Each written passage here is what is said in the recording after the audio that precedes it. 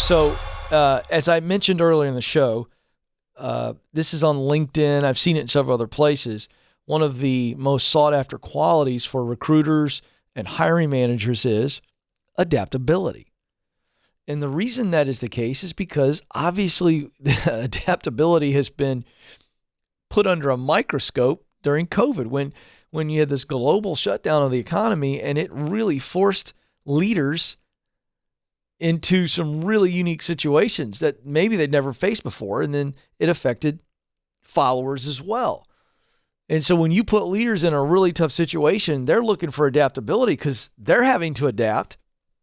And so if leaders are having to adapt and they have people on their team that aren't adapting, it's a real rub. There's nothing worse for a leader when a change has been forced on them, okay? And even when a change is not forced, but it's chosen, and they've done a good job, hopefully, communicating the change and why the change and how the change, when people just refuse to change. Now, it's really a rub in that first scenario when change is forced, like COVID-19, okay? That's a forced change. And leaders are forced to make changes. They have to change. And the followers won't change. People won't change. I mean, you want to just shoot your brand in the foot quickly. That's it. So adaptability is huge in good times and in uncertain times and in bad times. Adaptability is huge. Makes you tremendously valuable to people. So some of you are going, Ken, I hate change. I mean, Ken, you don't understand. Somebody mentions change to me and I start to break out in a rash. Okay, I get it. Okay. I got one of those in my family. I got a kid that's just like that. Change is, it's traumatic. I get it.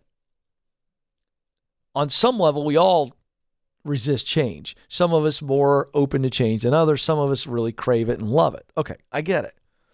But for all of you, when it comes to adaptability, you really got to score yourself and go, do I really consider myself adaptable?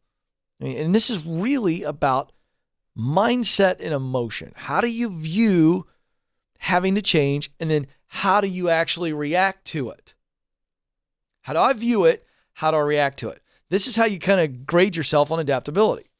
And so now I want to give you just a couple little things that I think you can do if you feel like, you know what, if I'm honest, I'm not very adaptable. So really this is, again, about how I view change and how I react to change. So the way to become more adaptable is to force change on yourself. Oh, are you kidding me, Ken? Yeah. If you really struggle with change, the best way to deal with change is to put yourself in forced changes. So that could be in your nutrition, could be in your exercise, could be in branching out socially and putting yourself in some uncomfortable situation where you got to meet new people.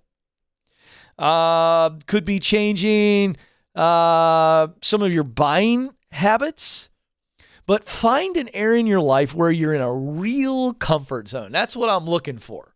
All right? I mean real comfort. So I'm going to pick on Joe because Joe loves getting on the mic here. I'm not picking on you, Joe, but let's do this exercise with Joe.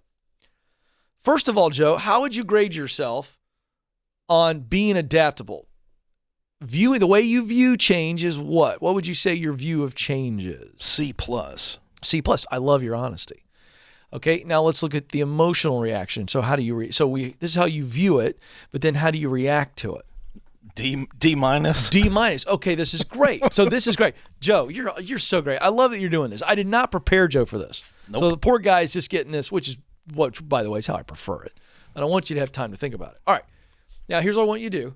I want you to share with us, if I was saying to you what I just said to everybody else, that Joe needs to practice change. You do. You need to force some change on you so that you get your C+ up and that D- up. Yeah. All right. So what's an area of your life that you're super comfortable? You got a routine, whether it's food, exercise, viewing habits, TV time. Give me something that you go, I really like this. I really enjoyed cutting my grass with a riding lawnmower. Okay. And I've just had to downgrade, and I'm not happy about it because my yard's a little smaller. Okay, so you've already forced this change on yourself. Yes. Okay. Yeah. And how's it going? Well, it's going great. I hate it. Okay. All right. And then what's another area? You just gave me so I want to know an area you haven't made a change in. Oh, haven't made a change. Yeah, I want to know an area of your life where you're super comfortable. You go, boy, this is my routine. Think about your routine. Don't make me go to Madison because she's standing by. My cable channels, what I watch on TV. Your shows. Yes. Okay, great. So one of the things that I would recommend Joe do is take a 3-week period and you change all of your viewing habits. You find new shows to watch. So I didn't say stop watching TV, although that's an option. You could say, I'm going to read a book or books when I normally watch TV, or I'm going to find all new shows. Now, what does that make you feel like? I see your face. I want you to tell people, what are you feeling when I suggest that change? I'm not happy. Yeah, right. But when you do that, guess what you might discover? Some books that you kind of always wanted to read, and now you've made time for it and you've read it. And maybe there's some growth there, or maybe it's just pure entertainment. Glad you did it. Or maybe you find some new shows that you would have never discovered if you didn't force yourself to change. That's very true. All right. Now, whether Joe does that or not, thank you, Joe. You're a great sport. Whether or not Joe does that, here's what happens for Joe. Joe, do you at least understand that by doing that, you start to get more okay with change? Yeah, sure. I can see that. All right. So, again, this is a very practical exercise to where you are going to force yourself, and this is the key. This takes discipline to actually do this and really start to make some changes on purpose just so you go, oh, I don't want to do that. I don't want to do that. But you do it. And so you are building up your change muscle. And so what happens is adaptability rises because you start to, as Joe said, he's a C+ on viewing change. If somebody comes at him with change, he's kind of like, but actually making the change, he's like, he's a D-. I know you love that sound effect. Madison has a really good change story. Oh, great. This is great. Well, I was listening to you talk about this. I'm the case study for it. About a year ago, I thought to myself, I wonder what'll happen if I just walk an hour every single day after work. Lost 15 pounds in a month, and now I'm down 130 total. Just kept going. Can we get the applause, Joe? Can we get the applause sounder for Madison? Because this is great. Because I wasn't going to, I don't want to share your personal story, but she's transformed herself. Lost a whole person. She lost a 7th grader? 8th grader? Wait a second. No, I was 145 when I graduated high school, so a small guy. Well, you're just a little guy. I'm a little guy. But I think that's really amazing. But let's stay here. So you decided to do this for your health, and you said, I'm going to make an incremental change.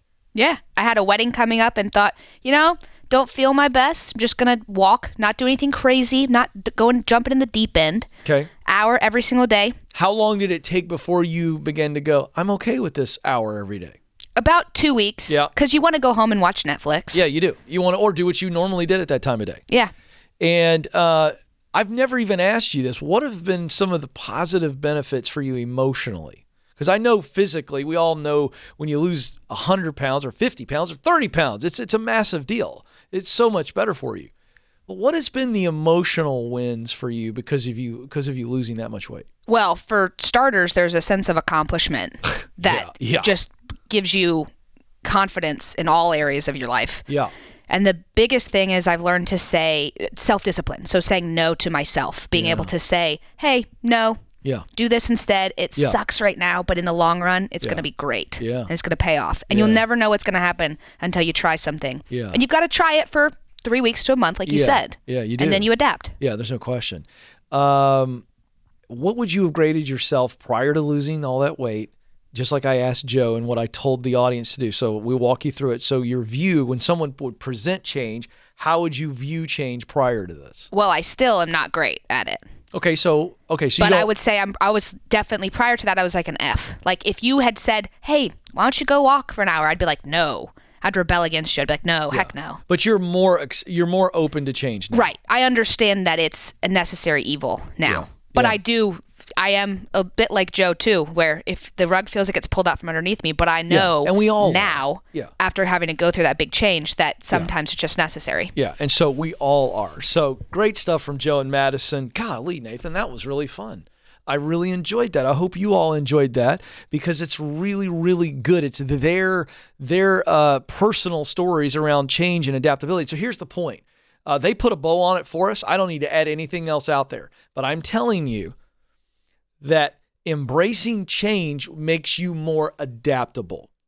And so that's the beautiful thing. That's the whole point. You'll see it come out in so many areas, and you're going to be so much more open to opportunities. And by the way, more opportunities will come to you.